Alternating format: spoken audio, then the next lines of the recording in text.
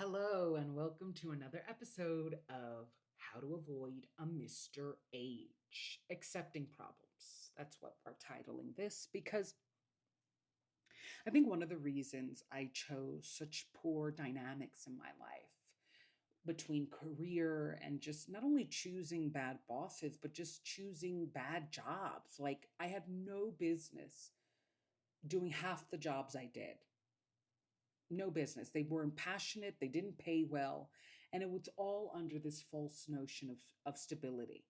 And the same thing happened with a lot of the friends that I chose, if I can even call them that, and a lot of the lovers. This kind of one thing that made them very reflective of my dad is that a lot of them, a fair 95% of them, were great with words, horrible with actions. Very like could make everything feel like honey in terms of how they spoke to cover up that they probably just gave you a bed of nails to lie on. And I was thinking about the roots of some of these poor dynamics, and I've said it before in a prior episode. I really approached adulthood like what my childhood should have been. I thought adulthood was going to be this wonderful, utopic era of my life where I finally got control over me. And because I always wanted peace, I always wanted love, especially self love, I always wanted kindness from my surroundings. I just thought that in having my control of my finances, because that was the biggest thing with my parents, they just didn't want to pay for me. They just didn't. I mean, my mother was always saying, how could you say I don't love you? How could you say that I'm mean? I pay for your roof. I pay for your food. And it's like, well, you live under the roof. Or were you going to be homeless? You paid for the food. I mean, if you were going to have a pork chop, you just made an extra one. Like when you really think about it. And I was laughing with my friend about that because I didn't live a childhood where I had my own space. I had to do everything my mom wanted. And for her to love me, I had to like it. And the good thing is, I'm adaptable and my mom can be really fun, But every time I wanted something, even something as simple as what to eat that night, if she didn't want it, it was a no go. If I didn't want it, it was a lesson on gratitude and how I needed to learn it. And I really, because my childhood was so heavy, especially emotionally and mentally, I just thought that my adulthood would be fun and playful and everything my childhood was supposed to be and would make my parents bearable. And that's why it's so tricky because I cut my father off because he was getting very, very dangerous towards me. And like the psychological abuse, it was just gonna, and it's one of the reasons I'm trying to accept my relationship with my mother will never get better. It will just be good. And it's good depends on what boundaries I accept her crossing. Because my mother just doesn't see me. And it makes me accepting her love tricky because I just don't know how somebody can love a vision of me versus the version of me. Do you know what I mean? Like, there's who I am and who she pictures me as. And she, will either kiss and hug that picture or throw darts at it. And I don't know how to accept that because I don't know how to handle the kisses or the darts. I don't know because are they really authentic to me? Like my mother always thought I was sweet, loved all that I did for her, never thanked me. Felt like that's what you do for a mom. You show up. I even learned Reiki. Every time she got ill, I learned Reiki just to do energetic clearings on her. Like I was, and but yet if I asked my mom to, help me, assist me in emailing people, particularly because she worked as a social worker for so long. I was like, I need you to help me email publicists and pitch decks because I'm doing three jobs. And this is my dream and it's going to become a fourth job and I need you to help me with that. And she said no. She says she didn't know how to even turn on a computer, let alone email. And I was so crushed because I've seen my mother do applications even for friends. I've seen her become a tax consultant for a friend when she doesn't even do her own taxes. She hires someone. Do you know what I mean? I've seen her overextend herself for others. And that's how I know my mother sees me as an extension of her because she doesn't really give herself enough credit, kindness, anything. And I thought, and I think this is very reflective of perhaps how she approached childhood. One of my biggest sadnesses with my mom is that I know she saw my father. When she fell in love with my father, she fell in love with this perceived relief he was going to give her. My mother's family was mean. My grandmother, I love her. She loves me. But my grandmother was harsh on my mom. And she could be very, very difficult. And I'm not talking high maintenance difficult, cute, adorable, I have boundaries difficult. Like I'm talking, she has, people have boundaries, she has barriers. And I think my mother, and knowing how charming my dad is, like my dad is a good liar. He's just good at it. He probably used her childhood trauma, especially her own daddy issues, against her and kind of wrapped her up. And I will ignore the fact that I have multiple families quietly. This is going to be my first family, and it's going to be at least my first family with you. You know, like he just was really, really good at painting himself as the hero to cover up that he was your villain. You know how like you see hero villains in comic books, they always look luxurious. They are the lesson that a thief can come in a fine suit. Hashtag Lex Luthor. Hashtag my dad. You know, this kind of energy of I'm really good at looking good while I plot to kill Superman. And Superman would have been Lex Luthor's friend. Like he would have. Isn't it in the version of Smallville they're actually friends? My mother, my father always painted himself as I'm going to honor you while he was plotting to dishonor you.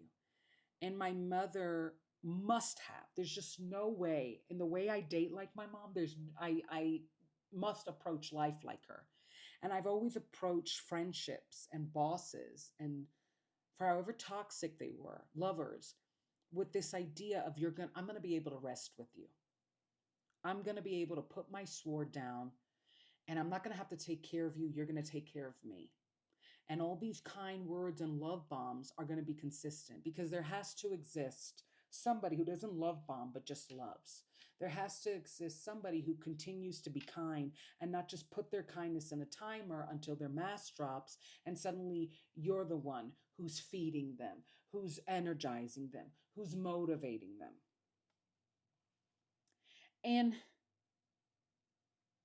I think that approach to adulthood, it's almost like we were looking for partners veiled as parents.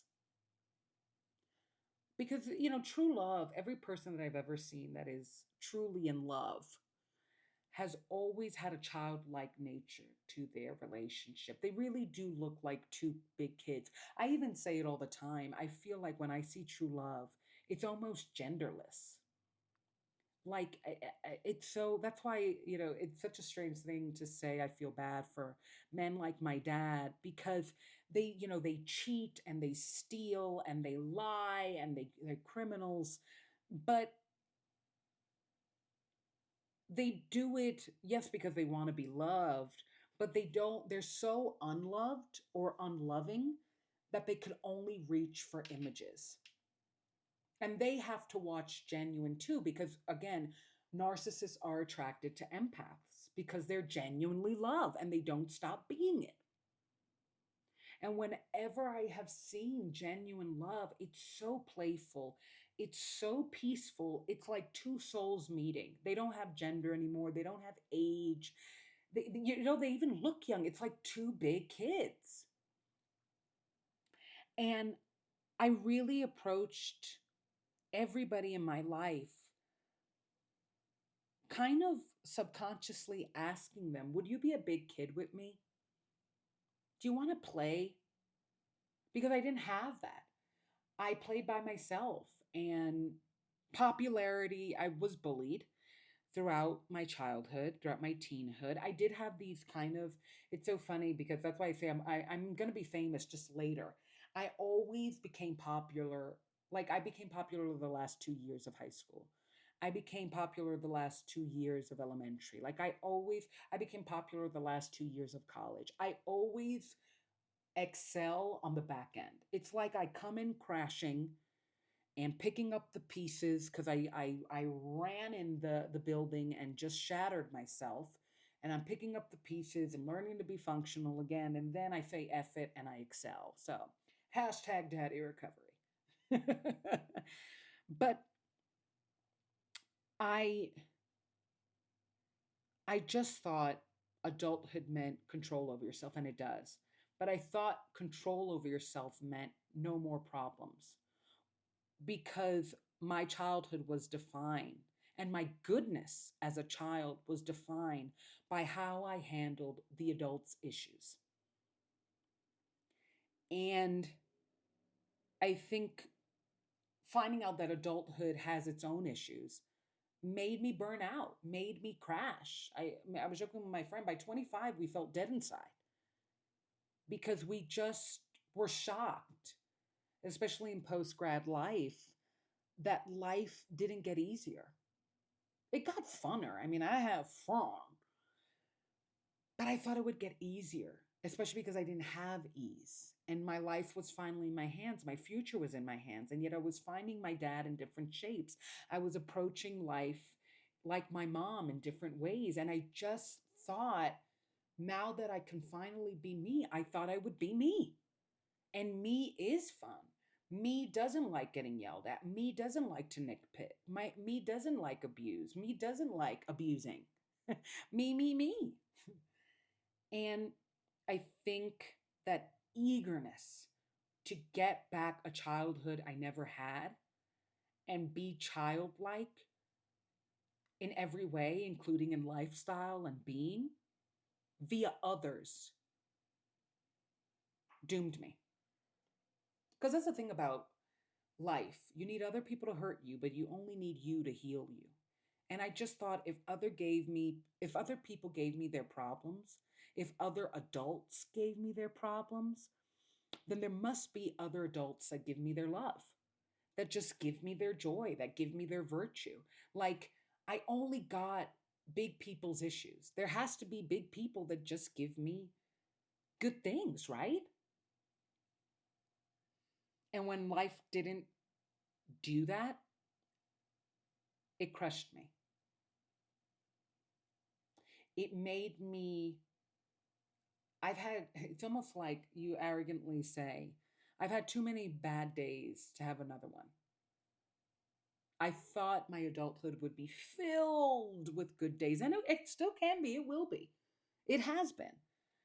But it's been a lot of bad days, way more than I was due, just because of my father's malice and my mother's poor approach on what it means to hold honor while somebody is sabotaging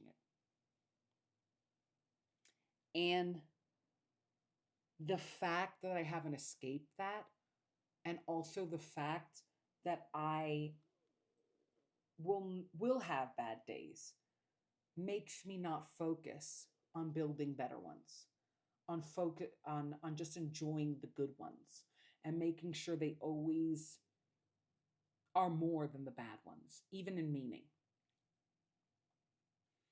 And that's why I say, you avoid a Mr. H by accepting not their problems, but the fact that life will have problems. They don't need to be your issue. They don't need to hand you their issue, even if they're your partner. Because at the end, they're your choice. So if he's already coming with a bag of issues, and that's the thing, my father was always a problem, always had a problem, always acting like a problem. And I just wanted somebody who, at the very least, had less issues. I had to believe that somebody could be more joy than problems, than problematic. Because that's a problem. A problematic person is somebody who always has a problem, always a starting one. And it's just the grand irony of life slash a deep need for self-reflection that all I got were problematic people, or at least for the most part, because I've had good, and I don't want to do injustice to the good people that have loved me just because I have let myself be a little too impacted by the bad ones that didn't let me love myself, that made me think I shouldn't, like my dad. So, if you want to avoid a Mr. H, you have to accept that you will have problems, that life will have problems, but you don't have to accept their problems or even accept that they're your problem. If they are your problem, then they're a dusty, as Sheer Seven would say, then that needs to be resolved by their exit. Check out daddyrecovery.com. Check out deandrewreviewsitall.com. Check out Hadeen in all music platforms. Let's love, let's heal, let's discuss.